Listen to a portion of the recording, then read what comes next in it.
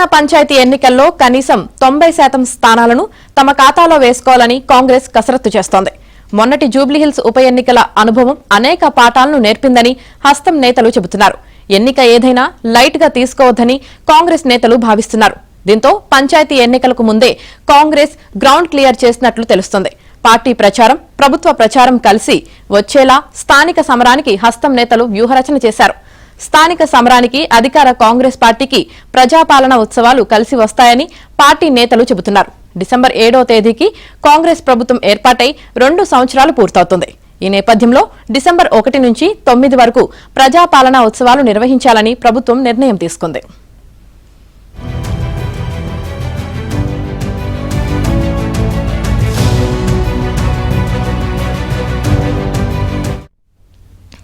పంచాయతీ ఎన్నికల ముందు డిసెంబర్ 1 నుంచి 9 వరకు జరిపే ప్రజాపాలన ఉత్సవాలు అధికార కాంగ్రెస్ పార్టీకి ఉపయోగపడతాయని పోటీ చేయనున్న అభ్యర్థులు సంబరపడుతున్నారు.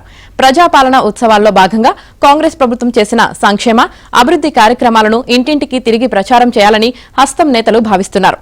రైతు రుణమాఫీ, సన్నబియ్యం, ఇందిరమ్మ ఇండ్లు, 200 యూనిట్ల ఉచిత కరెంట్, 500 రూపాయలకు గ్యాస్ సిలిండర్ పథకాల సమాచారాన్ని లబ్దిదారుల ఇంటికి వెళ్లి ప్రచారం చేయనున్నారు.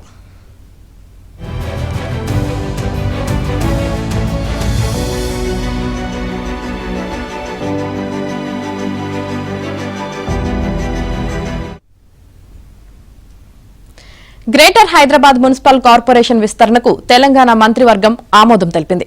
జీహెచ్ఎంసీకి ఔటర్ రింగ్ రోడ్డును సరిహద్దుగా నిర్ణయించింది. దీంతో హైదరాబాద్ మహానగరం దేశంలోనే అతిపెద్ద నగరంగా అవతరించనుంది.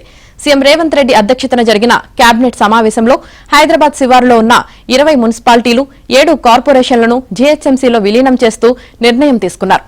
అందుకోసం జీహెచ్ఎంసీ తెలంగాణ మున్సిపాలిటీ చట్టాలను సవరించడానికి మంత్రివర్గం ఆమోదం తెలిపిందని సమావేశం అనంతరం మంత్రి శ్రీధర్ బాబు తెలిపారు.